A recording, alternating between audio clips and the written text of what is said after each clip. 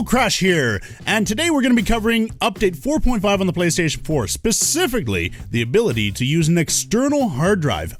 Finally! I know there's lots of people that say, well, you could always swap the internal hard drive. It's really easy on the PlayStation, I know, but lots of people don't want to do that. They just want to plug in and go. So today we're going to be looking at the benefits and the drawbacks to this. So the hard drive I'm going to be testing this on is a Western Digital My Passport X. This hard drive is marketed as a console hard drive meant for the Xbox 360 and Xbox One. I have the 2TB version I'm going to be trying, and we're going to see exactly how it stacks up to the internal stock hard drive of the PlayStation 4 Pro. So, plugged it in to give it a shot and waited for about 10 seconds for the PlayStation to discover the drive to figure out something was plugged in, which isn't absolutely terrible. And as expected, I had to reformat the hard drive, which isn't a terrible thing. It didn't take too long. Sony actually made it very easy to do. Just follow the notifications, and it takes you right into the menu where you can choose to format the drive. It only takes a little bit of time. On the 2TB drive, it was a matter of seconds, and the drive was ready to go. Keep in mind that once you do this, the external hard drive is going to be the default drive for installing new applications. If you want to change this, you have to go into settings to do that. But enough about that, Crash. How does it perform? Well, first thing we're going to do is we're going to install a new game and see how long it takes to install. And for this, I'm going to be using the physical copy of Far Cry 4, and we're going to have to download all the updates and whatnot, but let's just see how this goes. So first up, we're installing to the internal hard drive. See how long this is going to take from when it detects the disk to when it says the game is installed. And 15.5 seconds is the number it came up with. Unfortunately, we have to update the application, and this is more dependent on internet speed than hard drive speed. Let's go ahead and check it with the external hard drive now.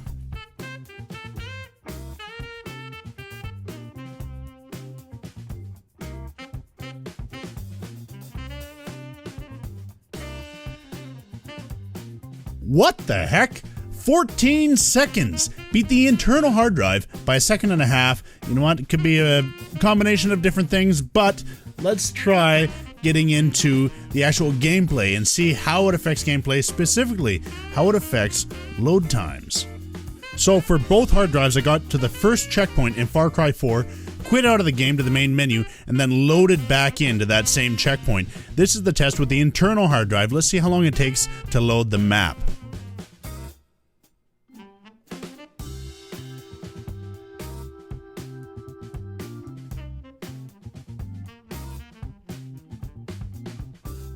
So we are just a hair shy of 12.5 seconds. Let's go ahead and see how the external hard drive fares.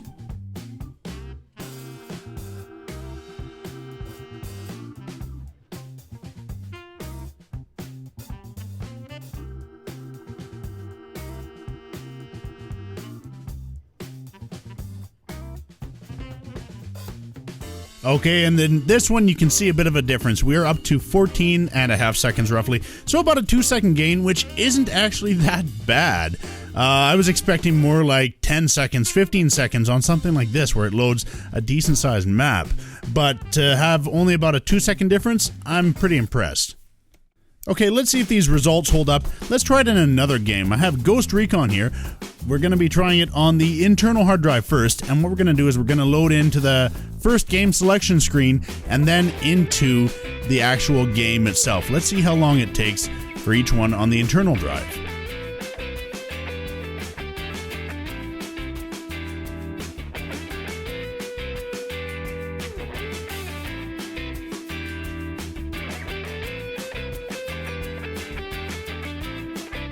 So that first little bit took 23.5 seconds. Let's see how long it takes to actually get to the point where we can move our character.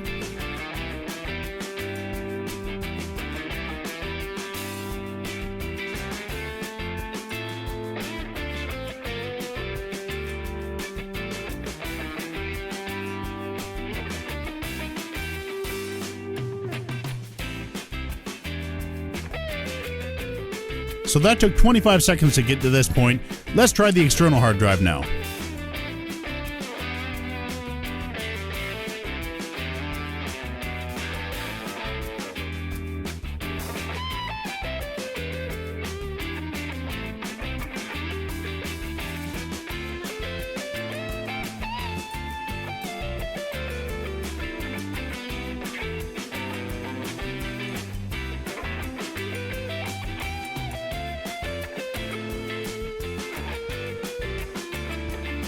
So that took 29.5 seconds versus the 23.5 on the internal hard drive, 6 seconds longer. Not a huge deal, but it is noticeable. Let's see how it does getting into the actual game itself.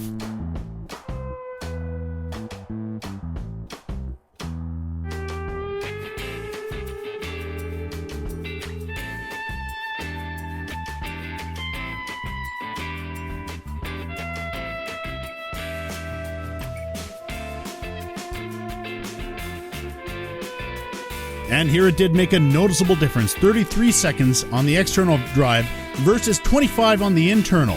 So overall, between the two load screens, that's a time difference of 14 seconds.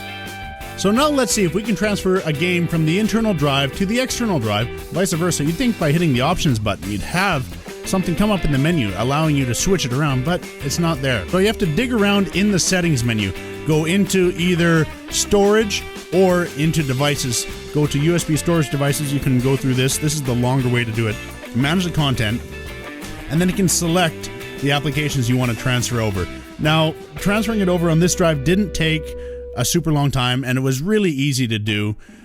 Tomb Raider, which was just shy of 17 gigabytes, took about 3 minutes to do, whereas Ghost Recon, which is about 45 gigabytes, took about 8 minutes to do. So it's not terrible, it's doable, and you can transfer it back and forth.